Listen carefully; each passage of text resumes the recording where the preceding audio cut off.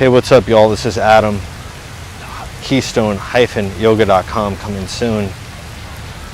Just did a brief tutorial a moment ago, in real time a moment ago, on this idea of hugging the midline in symmetrical poses, Tadasana mountain pose, plank pose, Adho Mukha Svanasana, downward facing dog, and how it applies to handstand or Adho Mukha Vrikshasana. And going to take the same concept of hugging in, finding these lower abdominal muscles, and apply it to asymmetrical poses. Warrior 3, right? Virabhadrasana III, or Utthita Astapanagushtasana, which is, the extended, in this case, going to be upright, hand to big toe pose here. And really what I'll do is I'll actually demonstrate the no hand to big toe for the sake of hugging in. So first, even take a moment to set this up, to find what it's like to have your front body hug to your back body, plank pose. So even coming back to this, inner thighs wrapping back, tailbone lengthening down. So feel that low belly hug in, heart carry forward. Right? Feel those outer shins squeeze in. Feel those outer hips hug in. Right? You might hold here for a few seconds to really turn those abdominal muscles on, and to really just imprint this into muscle memory and into your immediate short-term memory. And what you'll do is just make your way upright. So first things first, Utthita Astapanagushtasana, and what we're going to do is just show the variation without the hand to big toe.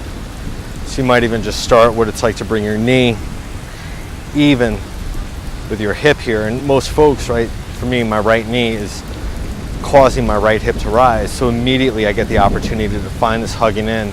My right thigh bone drives my right hip into my right hip socket to bring it even with my left.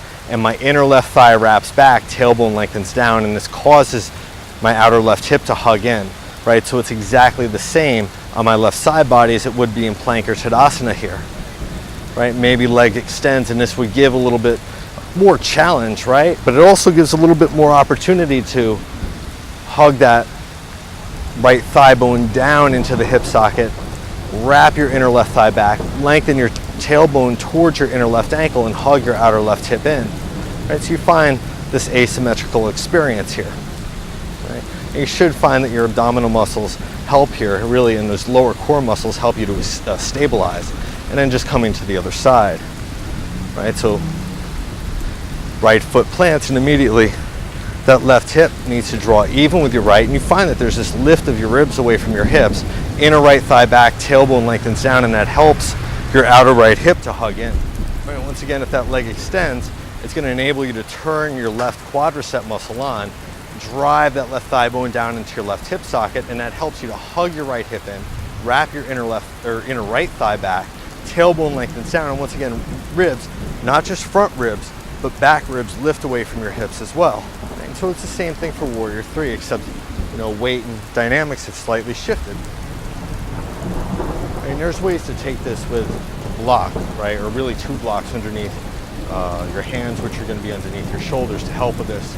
But for today's purposes, just going to take it with my hands at heart center, which is different from the arms extended variation, but really going to help to drive this home. And so hips are going to stay even here. I'm just starting off on my left foot, just arbitrarily, right? And thinking of my right, really a straight line from my right hip, or my right heel to the crown of my head. It's kind of tick-tocking forward here. Right? So as I begin to tick-tock forward, right, I can engage this right quadricep, same as if it was a standing leg in the first one, drive my right thigh bone into my right hip socket and my outer left hip. Right? Remember, if you were standing on your right leg with your left leg extended forward, it would be that outer left hip that hugs in as your inner right thigh wraps back and as your tailbone lengthens towards your inner right ankle.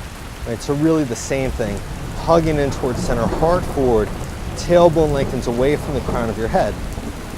Right? And you find where maybe your low ribs want to hang out, so you have to hug those front low ribs in, so your front body really supports your back body here. And then just taking second side.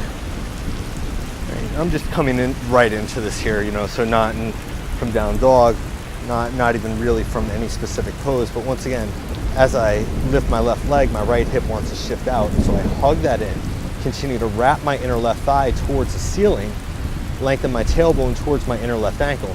So if somebody was to take a picture of my left half of my body and rotate it, right, I'd want it to look like mountain pose on my left side from my left heel to the crown of my head. Of course, heart lengthens forward, low ribs hug in, tailbone lengthens towards your inner left ankle, crown of your head lengthens forward, maybe a slight bend in your right knee for support, but that's neither here nor there. Take an inhale and an exhale back to center.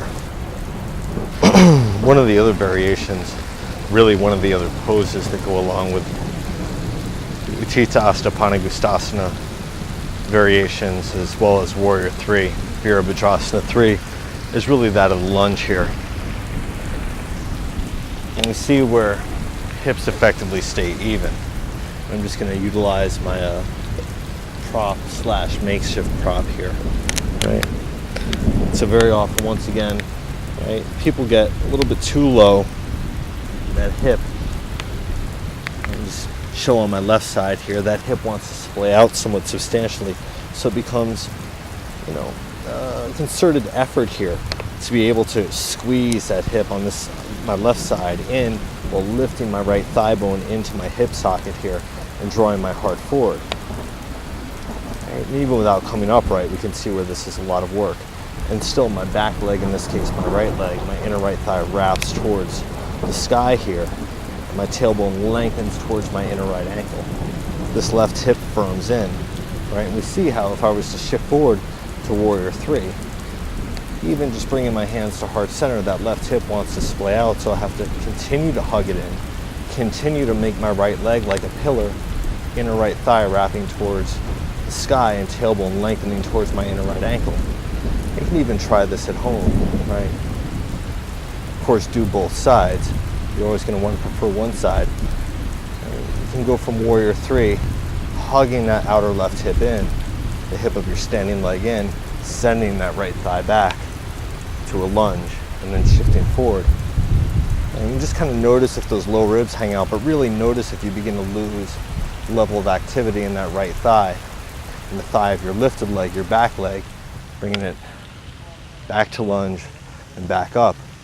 So this hugging in of the standing hip, right, in this case my left hip, the lift of my right thigh bone into my hip socket really provides that lower core strength, right, which allows for a little bit more grace and ease in movement. Right. And when you do this at home, like I say, make sure to switch and do the other side as you're ready. Right, you'll find that this also really assists with this idea of getting into Adho Mukha Vrikshasana handstand from standing splits or with that one-legged hop. So in the first tutorial, I just kind of gave a quick demonstration from down dog with a block between my thighs. And here's a quick demonstration, or an attempted quick demonstration from this one-legged variation here. So of course, open hamstrings do help with this. Of course, your arms are like pillars. But once again, my right hip kind of wants to shift out, so I'm going to hug that in, wrap my inner left thigh to the sky and lengthen my tailbone back. And you notice that my front body is already more able to support my back body. And then take a little hop up.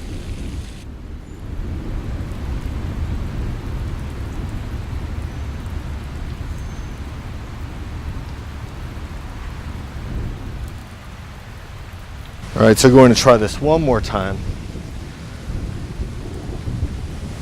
From that standing split position here. So once again, same as Warrior 3, right hip hugs in, inner left thigh wraps up, tailbone lengthens back, and then just hinge for my hips here. And you know, depending on your hamstrings, you're probably gonna have to bend into that knee, right? But we'll save that for the handstand tutorial itself.